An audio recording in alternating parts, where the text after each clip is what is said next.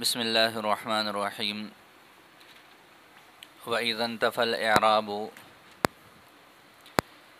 فِيهِمَا وَالْقَرِينَةُ أَوْ كَانَ الْفَاعِلُ مُضْمَرًا مُتَّصِلًا أَوْ وَقَعَ مَفْعُولُهُ بعد إلا أو معناها وجب تقدیمہ۔ کل کے سبق میں آپ لوگوں نے وہ مقامات پڑھ لیے تھے جہاں وجوبی طور پر فاعل کو مقدم کیا جاتا ہے۔ 4 صورتیں ہیں جہاں فاعل کی تقدیم واجب ہے۔ شرع کی وضاحت بھی آپ لوگوں نے پڑھ لی تھی۔ او وقع مفعولہ تک شرع کی وضاحت ہو گئی تھی۔ آگے ہے او وقع مفعولہ ای مفعول الفاعل۔ یہ مفعولہ یہی تک ہو گیا تھا نا، بولے تو مفعولہ کے بعد جو ہو ضمیر ہے اس کے مرجع کو متعین فرمایا کہ وہ کیا ہے، مفعول الفاعل ہے۔ ٹھیک ہے، تو فاعل کا مفعول، اب اس پر اعتراض بھی ہو سکتا ہے کہ جی جو مفعول ہوتا ہے وہ تو فعل کا ہوتا ہے، فاعل کا تو مفعول فاعل کام کرتا تو ہے، لیکن اصطلاحی زبان کیا بولتے ہیں کہ جی یہ فعل ہے، یہ اس کا فاعل ہے اور یہ اس فعل کے لیے مفعول بھی ہے۔ تو مفعول بھی کو عام اصطلاح میں کس کے ساتھ جوڑا جاتا ہے، فعل کے ساتھ جوڑا جاتا ہے، نہ کہ فاعل کو۔ تو اس کا جو ہے وہ آسان سا جواب ہے کہ اصل میں مناسبت ہے۔ کیا ہے؟ مناسبت ہے۔ وہ یہ ہے کہ جی جس فعل کا یہ فاعل ہے اسی فعل کا یہ مفعول بھی ہے۔ جس فعل کے ساتھ فاعل کا تعلق ہے اسی کے ساتھ مفعول بھی کا بھی تعلق ہے۔ اس وجہ سے اس مناسبت سے یوں بھی کہہ دیتے ہیں کہ جی یہ جو مفعول ہے یہ اس فاعل کا ہے، چونکہ درمیان میں ایک واسطہ ہے وہ فعل والا، اس وجہ سے وہ اس طرح بھی نسبت کر لیتے ہیں۔ اس کے بعد شرع کی عبارت ہے بعد الا۔ بعد الا کے بعد ہو بشرط توسطھا، یہ یہاں پر صرف ترجمہ کر لیتے ہیں، آگے اس شرط کی وضاحت آ رہی ہے، شرع میں ہی وہاں اس کو پڑھ لیتے ہیں۔ بشرط توسطھا، اس الا کے درمیان میں آنے کی شرط کے ساتھ، بینہما، ان دونوں کے درمیان میں، یعنی فاعل اور مفعول کے درمیان میں، بشرط توسطھا بینہما، اس الا کا فاعل اور مفعول کے درمیان میں آنے کی شرط کے ساتھ۔ ترجمہ دوبارہ کر رہا ہوں، بشرط توسطھا بینہما، اس الا کا فاعل اور مفعول کے درمیان میں آنے کی شرط کے ساتھ، فی صورتِ تقدیمی، صورتِ تقدیمی و تأخیری، تقدیم اور تأخیر کی دونوں صورتوں میں، جیسے ما ضرب زید الا عمرا، یہاں پر دیکھیں کہ یہ الا جو ہے وہ زید اور عمر کے درمیان میں واقع ہے، اور الا سے جو ہے وہ الا کے بعد وہ عمرن مفعول بھی واقع ہے۔ او معناہا، او معناہا سے پہلے بعد کا لفظ نکالا، اس کا ماقبل پر الا پر عطف ہے، تو جو الا پر حکم لگے گا وہی معناہا پر بھی لگنا ہے، تو اس سے پہلے بعد کا لفظ ہے تو وہی عطف کے ذریعے سے کیا ہو جائے گا، وہ یہاں پر بھی نکل آئے گا۔ تو فرماتے ہیں او بعد معناہا، اس کے معنی کے بعد، جیسے انما ضرب زید عمرا، یہ اس کی مثال دی ہے۔ وجب تقدیمہ، اس کو مقدم کرنا واجب ہے۔ کس کو مقدم کرنا اور کس پر مقدم کرنا؟ آگے فرماتے ہیں تقدیمہ کی جو ہو ضمیر ہے اس کا مرجع متعین فرمایا تقدیم الفاعلی، یعنی فاعل کو مقدم کرنا واجب ہے۔ کس پر مقدم کرنا؟ آگے اس کا صلہ ذکر کیا، علی المفعول، مفعول پر مقدم کرنا۔ تو فاعل کی تقدیم واجب ہے کس پر ہو؟ فی جمیع هذه الصور، ان صورتوں میں۔ تو 4 صورتیں آپ لوگوں نے پڑھ لی جو ایسی ہیں جہاں پر فاعل کو مقدم کر دینا مفعول پر یہ واجب ہے۔ اب آگے اما فی صورت انتفاع الاعراب سے آخر تک مصنف رحمۃ اللہ علیہ نے ان وجوہات کو بیان فرمایا ہے جن کی وجہ سے یہ تقدیم واجب ہے۔ کس وجہ سے فاعل کو مقدم کرنا واجب ہے، ان صورتوں میں اس کو بیان فرمایا ہے۔ اما فی صورت انتفاع الاعراب فیہما والقرینتی، بہرحال اعراب اور قرینہ کا دونوں میں منتفی ہونے کی صورت میں، فللتحرز عن الالتباس، پس التباس سے بچنے کے لیے، اس عبارت میں مصنف رحمۃ اللہ علیہ نے پہلی صورت کی وجہ کو بیان فرمایا کہ پہلی صورت میں فاعل کو مقدم کرنا کیوں واجب ہے۔ پہلی صورت کیا ہے بتائے؟ پہلی صورت سے مراد وہ ہے جہاں فاعل کی فاعلیت اور مفعول کی مفعولیت پر دلالت کرنے کے لیے کوئی لفظی اعراب بھی نہیں ہے اور نہ ہی کوئی لفظی اور معنوی قرینہ ہے۔ یاد ہے نا کل والی صورتیں؟ اس صورت میں فاعل کو مقدم کرنا کیوں واجب ہے؟ کل بھی آپ لوگوں نے پڑھ لیا کہ اس میں ایسے ہوتا ہے کہ دونوں ہی جو فاعل کے لیے لفظ ہے اور مفعول کے لیے لفظ ہے دونوں میں فاعل بننے کی صلاحیت ہے، ٹھیک ہو گیا؟ دونوں پر لفظی اعراب کوئی نہیں ہے، نہ ہی کوئی قرینہ ہے لفظی طور پر یا معنوی طور پر، تو لہذا یہ فیصلہ کرنا مشکل ہو جاتا ہے کہ کون سی چیز فاعل ہے اور کون سی چیز مفعول بھی ہے۔ لہذا اب اگر ہم فاعل کو مقدم نہ کریں، مفعول کو مقدم کریں، تو مفعول کو مقدم ظاہری طور پر ہر بندہ یہی سمجھے گا کہ جو پہلا ہوگا اس نے فاعل ہونا ہے، فاعل کا درجہ پہلے ہوتا ہے نا، تو لہٰذا ہم کہتے ہیں ضرب موسیٰ عیسیٰ، بالفرض دو آپ میں سے لڑکوں کے نام ہیں، ایک کا نام موسیٰ ہے ایک کا نام عیسیٰ ہے، آپ لوگوں نے درخواست لکھی اور اس میں مارنے والا عیسیٰ ہے، مارنے والا عیسیٰ ہے، اس نے موسیٰ کی پٹائی کی، آپ لوگوں نے درخواست لکھی اور اس میں یوں کہا ضرب موسیٰ عیسیٰ، ضرب، مارنے والا کون ہے حقیقت میں؟ عیسیٰ ہے، اس کو بعد میں ذکر کر دیا اور موسیٰ کو پہلے، تو جس کے پاس بھی آپ درخواست لے کے جائیں گے دیکھ کر وہ یہی سمجھے گا کہ مارنے والا کون ہے؟ وہ موسیٰ ہے، تو لہذا فاعل کو مفعول سمجھا جا رہا ہے اور مفعول کو فاعل سمجھا جا رہا ہے۔ وجہ کیا ہے؟ وجہ یہ ہے کہ جی کوئی دلیل نہیں ہے کہ یہاں فاعل کون ہے اور مفعول کون ہے، لہذا ایسی صورت میں اس طرح کے التباس سے بچنے کے لیے یہ ضروری ہے کہ جو فاعل ہو اس کو پہلے اور جو مفعول ہو اس کو، ہاں، تو خلاصہ کیا نکلا؟ خلاصہ یہ نکلا کہ جی پہلی صورت میں فاعل کو مقدم کرنا، مفعول کو مؤخر کرنا واجب ہے۔ اس کی وجہ یہ ہے کہ اگر ہم فاعل کو مؤخر کر دیں تو پھر آپس میں التباس لازم آتا ہے فاعل اور مفعول کے تعین میں۔ یہ ممکن ہے کہ فاعل کو مفعول اور مفعول کو فاعل بنا لیا جائے، اس احتراز سے بچنے کے لیے پہلی صورت میں فاعل کو مقدم کرنا واجب ہے۔ سمجھ آ گئی ہے؟ لکھ بھی لیا ہے؟ بولے ہیں، لکھ سکتے ہیں کہ نہیں؟ سپیڈ تیز تو نہیں ہے؟ بولو، لکھ رہے ہیں؟ کیا نام ہے آپ کا؟ عمر؟ عمر تو لکھ ہی نہیں رہا، آپ سامنے کاپی نہیں ہے۔ جی پہلی وجہ کی سمجھ آ گئی؟ بالکل آسان ہے۔ دوسری وجہ، دوسری صورت پہلے دیکھ لیں۔ دوسری صورت کون سی ہے؟ دوسری صورت ہے کہ جی جب فاعل کیا ہو؟ ضمیر متصل ہو، یہ والی صورت ہے۔ اب دیکھیں اس کی وجہ کیا ذکر کیا۔ وَأَمَّا فِي صُورَةِ كَوْنِ الْفَاعِلِ مُضْمَرًا مُتَّصِلًا، اور بہرحال فاعل کا ضمیر متصل ہونے کی صورت میں، وَأَمَّا فِي صُورَةِ كَوْنِ الْفَاعِلِ ضَمِيرًا مُتَّصِلًا، اور بہرحال فاعل کا ضمیر متصل ہونے کی صورت میں، فَلِمُنَافَاةِ الْاِتِّصَالِ الْانْفِصَالَ، تو پس اتصال کا انفصال کے ساتھ منافات ہونے کی وجہ سے۔ ترجمہ دوبارہ دیکھ لیں، وَأَمَّا فِي صُورَةِ كَوْنِ الْفَاعِلِ ضَمِيرًا مُتَّصِلًا، بہرحال فاعل کا ضمیر متصل ہونے کی صورت میں، فَلِمُنَافَاةِ الْاِتِّصَالِ الْانْفِصَالَ، اتصال کا انفصال کے ساتھ منافات ہونے کی وجہ سے۔ کیا مطلب ہے؟ مطلب یہ ہے کہ جی دیکھیں آپ لوگوں نے کہہ دیا ضربت زیدن، ہیں، ضربت زیدن، ضربت زیدن میں آپ لوگوں نے پڑھ لیا کہ تائے مضمومہ ضمیر متصل ہے، لہذا اس کا مفعول سے مقدم ہونا واجب ہے۔ اب کہتے چلو ہم ٹرائی کرتے ہیں اس کو منفصل بناتے ہیں، الگ کرتے ہیں اور مفعول کو مقدم کرتے ہیں۔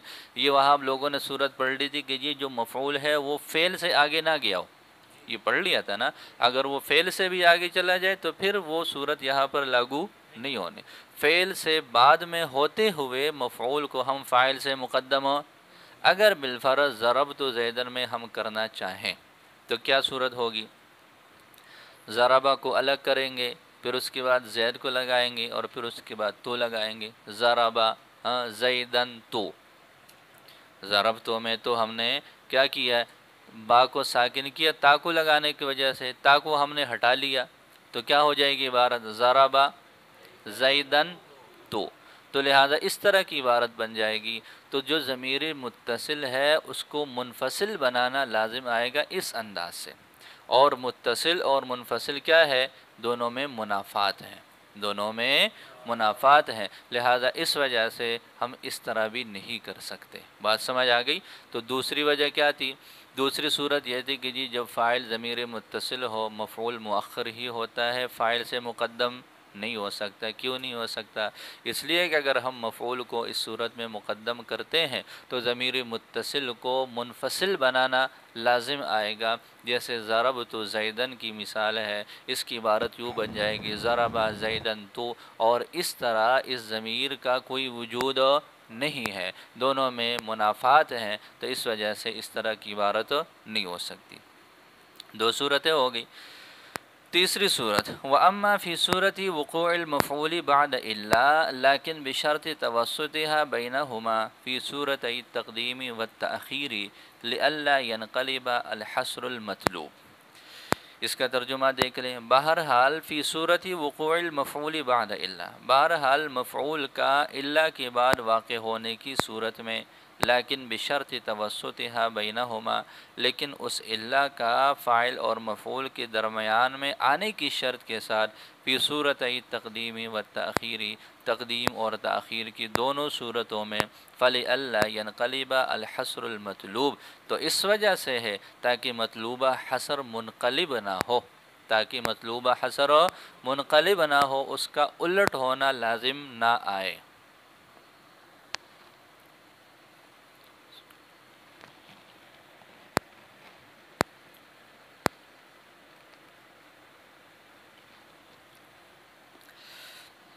یہ کل آپ لوگوں نے پڑھ لیا تھا کہ یہ جو الا ہے یہ ادوات حصر میں سے، کس میں سے ہے؟ ادوات حصر۔ ہاں، ادوات حصر، ادات حصر کا کیا مطلب ہے؟ مطلب اس کا یہ ہے کہ بعض مرتبہ کلام میں حصر مطلوب ہوتا ہے، اس حصر کو پیدا کرنے کے لیے کچھ الفاظ اور کچھ انداز کا استعمال ہوتا ہے، ان میں ایک الا ہے۔ یہی وجہ ہے کہ کلمہ توحید میں الا کا استعمال کیا گیا، جس میں ہم کہتے ہیں لا الہ الا اللہ، تو الوہیت کو، الہ ہونے کو ذات باری تعالیٰ میں بند کرنے کے لیے کہ ذات باری تعالیٰ کے علاوہ کوئی الہ نہیں ہے، کوئی الوہیت کسی کے لیے کسی بھی انداز میں ثابت نہیں ہے، اس کے لیے استعمال کیا گیا کس کو؟ اللہ کو۔ تو ایک چیز کو دوسری چیز کے ساتھ خاص کرنا، اس کو بولتے ہیں حصر۔ اس کو کیا بولتے ہیں؟ اس طور پر کہ وہ چیز اسی میں پائے جائے، اس کے علاوہ کسی کے ساتھ اس کا تعلق نہ ہو، اس کو بولتے ہیں حصر۔ یہ اللہ حصر کے لیے آتا ہے۔ اب حصر میں یہ بات ہوتی ہے کہ ایک چیز کا انحصار ہوتا ہے دوسری چیز میں، ایک چیز کا انحصار ہوتا ہے دوسری چیز میں، جیسے آگے انہوں نے مثال سمجھائی ہے۔ اب دو چیزیں ہوتی ہیں، ایک چیز کا انحصار ہے اور دوسری چیز میں اس کا انحصار ہے۔ آپ کہتے ہیں کہ جی لیٹ آنے والا تو صرف فلاں ہے، لیٹ آنے والا تو صرف فلاں ہے، یہ ایک لڑکا ہے وہی لیٹ آیا ہے، ہاں وہ استاد صاحب لیٹ آئے، آدھا گھنٹہ لیٹ ہو گئے کسی کام کی وجہ سے، ٹھیک ہے، اور ادھر آئے تو کسی نے شکایت لگائی کہ استاد جی بہت سارے لڑکے لیٹ آئے، باہر پھر رہے تھے، تو ایک لڑکا کھڑے ہو کر یوں کہتا ہے استاد جی لیٹ آنے والا تو صرف شماس ہے۔ کیا کہا؟ لیٹ آنے والا صرف شماس۔ تو اس میں کیا کیا؟ لیٹ آنے والا صرف جو لیٹ آنے والا حکم ہے اس کو شماس کے ساتھ اس انداز سے جوڑ لیا کہ باقی تمام کی کیا ہو گئی؟ نفی ہو گئی کہ نہیں، اور کوئی لیٹ نہیں آیا تھا، یہ ویسے کسی نے غلط بات کہی ہے، یہ شماس ہے، چونکہ یہ ہر جگہ نظر آتا ہے تو اس وجہ سے دیکھنے والوں کو یہ پتہ لگا کہ شاید بہت سارے لڑکے کیا ہیں؟ باہر ہیں۔ لیٹ آنے والا کام کس نے کیا؟ وہ صرف اور صرف شماس نے کیا۔ تو اس میں دو چیزیں ہیں، ایک ہے دیر سے آنا اور ایک ہے وہ دیر سے آنے والا شخص۔ اس میں دو چیزیں ہوتی ہیں، ایک چیز کو بند کرنا ہوتا ہے اور دوسری چیز میں اس کو بند کرنا ہوتا ہے۔ تو اس اعتبار سے یہ جیسے آپ لوگوں نے وہ فاعل اور مفعول کی بات پڑھ لی کہ اگر فاعل کو مفعول اور مفعول کو فاعل بنا دیا تو مطلب وہ الٹ ہو سکتا ہے، اسی طرح اس کا معاملہ بھی یہی ہے۔ یہ جو الا ہوتا ہے یہ حصر کے لیے آتا ہے، اس کے ما بعد میں حصر ہوتا ہے اور جو اس کا پہلا ہوتا ہے اس کا حصر ہوتا ہے۔ مثالوں سے بات سمجھ میں آ جائے گی۔ دیکھیں مثال یہاں پر انہوں نے کیا دی ہے، پہلے وہ سمجھ لے بعد میں عبارت ترجمہ کر لیتے۔ پہلی مثال یہ ہے ما ضربا زید الا عمرا۔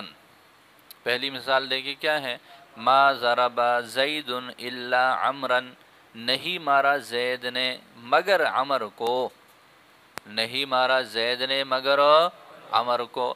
اس میں الا سے پہلے ہے ضاربیت زید، ایسے ہی ہے، اور الا کے بعد کیا ہے، مضروبیت عمر، ایسے ہی ہے۔ الا سے پہلے کون سی بات ہے، زید کا ضارب ہونا، اور الا کے بعد کیا ہے، عمر کا مضروب ہونا۔ اب الا کیا کام کرتا ہے، الا حصر کے لیے آتا ہے۔ حصر کا کیا مطلب، وہ یہ کہتا ہے کہ جی جو ما قبل ہے وہ ما بعد میں بند ہے، اس کا ما بعد میں انحصار ہے، اس کا ما بعد میں کیا ہے، انحصار۔ مطلب کیا ہے، ضاربیت زید یہ بند ہے مضروبیت عمر میں۔ ضاربیت زید کا مضروبیت عمر میں بند ہونے کا کیا مطلب ہے، اس عبارت کا مطلب یہ ہے کہ زید نے نہیں مارا مگر صرف عمر کو، کہ جی زید نے مارنے کا کام کیا ہے لیکن اس کی مار صرف اور صرف کس پر ہے، عمر پر ہے، عمر کے علاوہ اس نے کسی کو مارا۔ اس عبارت سے یہ بات ثابت ہو رہی ہے کہ زید نے صرف اور صرف عمر کو مارا، کسی اور کو، اور جو عمر ہے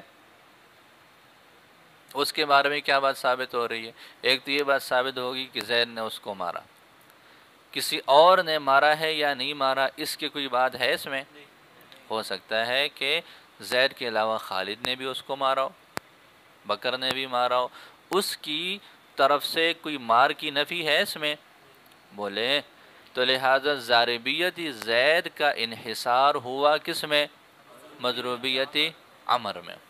لہذا یہ اس عبارت سے یہ بات سمجھ میں آ رہی ہے کہ ما ضرب زید الا عمرا، کہ جو زید ہے اس نے صرف عمر کو مارا اور کسی کو نہیں مارا، اور عمر کو زید کس سے بھی مار پڑی ہے، ہو سکتا ہے کسی اور سے بھی مار پڑی۔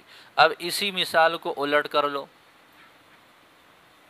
اسی مثال کو کیا کر لو، الٹ کر کے ہم کیا کہیں گے، ما ضرب عمرا الا زید، ما ضرب عمرا الا زید۔ اب اس کا ترجمہ کر کے دیکھ لیتے ہیں، نہیں مارا عمر کو، نہیں مارا مگر صرف زید نے۔ اس سے کیا بات ثابت ہو رہی ہے، اس سے اس کا الٹ ثابت ہو رہا ہے۔ کیسے کہ جی عمر کو مار پڑی ہے لیکن وہ مار صرف اور صرف کس سے پڑی ہے، زید سے پڑی ہے، اور اس کو کسی نے ہاتھ نہیں لگایا۔ ہاں البتہ زید ہے تو اس نے عمر کو بھی مارا، ہو سکتا ہے کسی اور کو بھی مارا ہو، یہ بات واضح ہے نا۔ تو دونوں کا مفہوم بالکل الگ الگ ہے۔ جب ہم یوں کہتے ہیں کہ ما ضرب زید الا عمرا، کہ جی زید نے صرف اور صرف عمر کو مارا، اس میں زید کا تعلق صرف عمر کے ساتھ ہے، ٹھیک ہے، اور کسی کو اس نے نہیں مارا، اور جو عمر ہے ہو سکتا ہے وہ کسی اور شخص کا بھی کیا ہو، مضروب ہو۔ لیکن جب ہم کیا کریں، اس کو مقدم اور مؤخر کر کے یوں کہیں ما ضرب عمرا الا زید، اس کا مطلب کیا ہوا کہ جی عمر کا مضروب ہونا اس کا تعلق صرف زید سے ہے، اس کی پٹائی صرف زید نے کی ہے، ہاں اس کے علاوہ اس کو کسی نے ہاتھ نہیں لگایا۔ باقی رہ گئی زید کی بات، تو اس نے عمر کو بھی مارا، ہو سکتا ہے کسی اور کو بھی مارا ہو۔ تو یہ دو تعبیریں ہیں، دونوں کا معنی بالکل الگ ہے، ٹھیک ہے۔ تو لہٰذا جہاں پر فاعل کی جو ہے وہ اس صورت میں الا سے اس کا ماقبل میں ذکر ہو تو اس کو ماقبل میں ذکر کرنا ضروری ہے، اور اگر اس کا ذکر مابعد میں ہو تو مابعد میں اس کا ذکر کرنا ضروری ہے۔ متکلم کسی اور انداز سے بات کرے پھر ہم اس کو کہہ دیں کہ یہ فاعل اور مفعول ہی تو ہیں، ایک دوسرے سے الگ ہو جاتے ہیں، مقدم اور مؤخر ہو جاتے ہیں، چلو کیا کر لو، الا کے مابعد کو ماقبل میں لے آؤ اور ماقبل کو مابعد میں لے جاؤ۔ ایسا اگر کریں گے تو اس کی وجہ سے بہت سارے قضایا میں فرق پڑتا ہے، بہت سارے قضایا میں فرق پڑ جاتا ہے۔ یہی ایک مثال، جیسے آپ لوگ کلاس میں بیٹھے ہوئے ہیں، ٹھیک ہے، اور ایسی صورتحال میں لڑائی ہو گئی، کیا ہو گئی؟ لڑائی ہو گئی۔ لڑائی میں ضارب بھی ہیں اور مضروب بھی ہیں۔ اب ضارب اور مضروب کے بارے میں دو باتیں ہیں کہ جی ایک لڑکا ایسا ہے کہ وہ دعویٰ کرتا ہے کہ جی میں نے تو صرف ایک آدمی کو ہاتھ لگایا، یہ باقی جو مار پٹائی ہوئی ہے یہ میں نے نہیں کی، ٹھیک ہے، اس کا دعویٰ کیا ہے؟ ما ضرب زید الا عمرا، میرا نام زید ہے اور میں نے صرف عمر کو ایک تھپڑ لگایا تھا، وہ بھی اس نے مجھے گالی دی، لہذا میں نے کسی اور کو ہاتھ نہیں لگائے، باقی جھوٹ بول رہے ہیں مجھ پر۔ بات سمجھ آ گئی؟ اب اس صورت میں اگر ہم کیا کر لیں؟ الٹ کر لیں، بولے ہم نے فاعل کو مفعول اور مفعول کو فاعل کی جگہ، تو اس کا دعویٰ ثابت ہو سکتا ہے؟ بولے دعویٰ ثابت نہیں ہو سکتا۔ اس کے دعوے کے ثبوت کے لیے یہی صورت ضروری ہے کہ ہم یوں کہہ دیں ما ضرب زید الا عمرا۔ اگر ہم یوں کہہ دیں ما ضرب عمرا الا زید، کہ جی یہ عمر ہے، عمر ہے، اس کو بہت سارے لوگوں نے مارا یا ایک نے مارا، اس میں اختلاف ہو گیا، ٹھیک ہے، تو لہٰذا وہ کیا کہتا ہے؟ ما ضرب عمرا الا زید، کہ نہیں جی باقی اس کو کسی نے ہاتھ نہیں لگایا، یہ صرف کس کا کام ہے؟ زید کا کام ہے، اس کو کسی نے نہیں مارا۔ وہ کہتا نہیں جی مجھے زید نے بھی مارا ہے اور مجھے فلاں نے بھی مارا ہے، مجھے فلاں نے بھی مارا ہے۔ تو اس اختلاف کو ثابت کرنے کے لیے تعبیر کیا ہوگی؟ ما ضرب عمرا الا۔ اب اگر اس کے الٹ کر لیا تو یہ دعویٰ ثابت ہو سکتا ہے؟ نہیں ہو سکتا۔ تو اس وجہ سے یہ ایک مسئلہ ہوتا ہے حصر کا، کہ جی حصر کس کا ہے اور کس میں ہے۔ الا کا مسئلہ یہ ہے کہ جو الا کے متصل بعد ہوگا ہمیشہ حصر کس میں ہوگا؟ اسی میں ہوگا، ٹھیک ہے، اس میں کسی کے کام کو بند کیا جائے گا، کسی کی صفت کو بند کیا جائے گا۔ جیسے لا الہ الا اللہ میں ہم نے کیا کر لیا؟ الوہیت کو بند کر لیا ذات باری تعالیٰ میں، کہ جی اگر دنیا میں کوئی الہ ہو سکتا ہے تو وہ صرف اور صرف کیا ہے؟ اللہ تعالیٰ کی ذات ہے، اللہ کے علاوہ الوہیت کا تعلق کسی کے ساتھ نہیں ہے۔ اب نعوذ باللہ اگر اس کو الٹ کر لیا جائے تو پھر یہ کلمہ توحید ہو سکتا ہے؟ نہیں ہو سکتا، ٹھیک ہے۔ تو اس وجہ سے یہ اللہ کا معاملہ یوں ہوتا ہے کہ اس کے ماقبل اور مابعد کو اپنی جگہ پر رکھنا ضروری ہوتا ہے، وگرنہ جو مطلوبہ حصر ہوگا وہ کیا ہو جائے گا؟ اس کا الٹ ہونا لازم آئے گا۔ تو خلاصہ کیا نکلا؟ خلاصہ یہ نکلا۔ اسی طرح جو آخری صورت ہے جو معنی اللہ ہے، اس کا بھی معاملہ یہی ہے، جو معنی اللہ والا کلمہ ہے اس کا حکم بھی یہی ہوگا۔ تو تیسری اور چوتھی صورت میں فاعل کو مقدم کرنا مفعول پر واجب ہے۔ کیوں واجب ہے؟ اس لیے کہ اللہ اور معنی اللہ یہ دونوں حصر کے لیے آتے ہیں۔ اس کا جو مابعد ہوتا ہے اس میں حصر ہوتا ہے کس چیز کا؟ اللہ کے ماقبل کا، ٹھیک ہے۔ بس دوسری بات لازمی ہے کہ جو اللہ کے مابعد میں، جو اللہ کے بعد متصل ہے اس میں حصر ہوتا ہے، لہذا اگر اللہ کے مابعد کو ماقبل بنا لیا جائے تو جو مطلوبہ حصر ہے اس کا وہ عکس لازم آتا ہے، اس سے جو ہے وہ منقلب ہو جاتا ہے۔ جیسے دو مثالیں ہیں، ایک مثال ہے ما ضرب زید الا عمرا، اس میں ضاربیت زید کا انحصار ہے مضروبیت عمر میں، اور دوسری مثال ہے ما ضرب عمرا الا زید، اس مثال میں مضروبیت عمر کا انحصار ہے ضاربیت زید میں۔ اگر اس کا الٹ کر لیا جائے تو جو مطلوبہ حصر ہے اس کا بھی الٹ ہونا لازم آئے گا، اور یہ متکلم کی جو نیت ہے، اس کا جو ارادہ ہے اس کے خلاف ہے، لہذا اس سے بچنے کے لیے واجب ہے، ضروری ہے کہ ہم اپنی طرف سے کوئی تقدیم اور تاخیر نہ کریں۔ بات سمجھ آ گئی؟ چلے ترجمہ دیکھ۔ وَأَمَّا فِي صورت، اور بہرحال مفعول کا الا کے بعد واقع ہونے کی صورت میں، لیکن بشرط توسطها بینہما، لیکن اس الا کا فاعل اور مفعول کے درمیان میں آنے کی شرط کے ساتھ، فی صورت تقدیم و تاخیر، تقدیم اور تاخیر کی دو صورتوں میں۔ تقدیم اور تاخیر کی دونوں صورتوں سے کیا مراد ہے؟ یہاں آپ لوگوں نے پڑھ لیا کہ جی مفعول الا کے بعد واقع ہو، یہ وہ صورتیں ہیں جہاں پر فاعل کو مقدم کرنا واجب ہے۔ اس سے اگلے متن میں یہ بات آپ پڑھیں گے کہ جی کہاں پر مفعول بہ کو مقدم کرنا واجب ہے۔ اگلی صورتیں کیا ہیں؟ کہاں پر مفعول بہ، وہاں پر آپ لوگ پڑھیں گے کہ جب فاعل الا کے بعد واقع ہو، جب کیا ہو؟ فاعل۔ تو یہ تقدیم اور تاخیر کی دو صورتیں ہو جائیں گی، ایک صورت میں فاعل کو الا سے مقدم کرنا اور ایک صورت میں فاعل کو الا سے مؤخر کرنا، یہ واجب ہے، وہ اپنی جگہ پر آ جائے گا۔ تو یہ صورت کا جو لفظ ہے یہ تثنیہ ہے، فی صورت تقدیم و تاخیر، تقدیم اور تاخیر کی دونوں صورتوں میں۔ تو دونوں صورتوں سے کیا مراد ہے؟ ایک صورت ایسی ہے جہاں مفعول کا مؤخر ہونا واجب ہے، ایک صورت ایسی ہے جہاں پر وہ آگے اگلی متن میں وہ الگ مسئلہ ہے۔ تو فرماتے ہیں فَلِأَلَّا يَنْقَلِبَ، پس وہ اس وجہ سے ہے تاکہ منقلب نہ ہو مطلوبہ حصر، فَإِنَّ الْمَفْهُومَ مِنْ قَوْلِهِ، اس لیے کہ ما ضرب زید الا عمرا سے مفہوم انحصار و ضاربیت زید، ضاربیت زید کو بند کرنا ہے فی عمر، عمر میں، ہاں کہ جی زید کا ضارب ہونا وہ امر میں بنا ہے، امر کے علاوہ کسی اور میں نہیں ہے، مع جواز، اس بات کے جائز ہونے کے ساتھ، ان یکون عمرن، یہ عمر جو ہے یہ مضروب ہو جائے شخص آخر، کسی اور شخص کے لیے بھی۔ والمفہوم من قوله ما ضرب عمرا الا زید، اور ما ضرب عمرا الا زید کی قول کا مفہوم یہ ہے انحصار و ضروبیت عمر، مضروبیت عمر کا انحصار ہے فی زید، زید میں، کہ جی زید کا مضروب ہونا، یہ عمر کا مضروب ہونا یہ بن ہے کس میں؟ زید میں، مع جواز، اس بات کے جواز کے ساتھ، ان یکون زید ضاربا لشخص آخر، کہ یہ جو زید ہو یہ کسی اور شخص کے لیے بھی ضارب ہو۔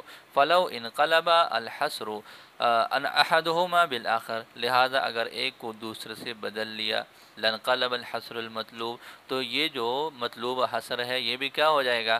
الٹ ہو جائے گا۔ دوبارہ شروع سے ترجمہ دیکھ لیں۔ اما فی صورت انتفاع الاعراب فیہما والقرینۃ، بہرحال اعراب کا ان دونوں میں اور قرینہ کا ان دونوں میں منتفی ہونے کی صورت میں، فللتحرز عن الالتباس، تو التباس سے بچنے کے لیے، واما فی صورت کون الفاعل مضمرا ضمیرا متصلا، اور بہرحال فاعل کا ضمیر متصل ہونے کی صورت میں، فلمنافات الاتصال انفصال، تو اتصال کا انفصال کے ساتھ منافات کی وجہ سے، واما فی صورت وقوع المفعول بعد الا، اور بہرحال مفعول کا الا کے بعد واقع ہونے کی صورت میں، لیکن بشرط توسطها بینہما، لیکن اس الا کا فاعل اور مفعول کے درمیان میں آنے کی شرط کے ساتھ، فی صورت تقدیم و تاخیر، تقدیم اور تاخیر کی دونوں صورتوں میں، فلئلا ينقلب الحصر المطلوب، تو اس لیے ہے تاکہ مطلوبہ حصر منقلب نہ ہو۔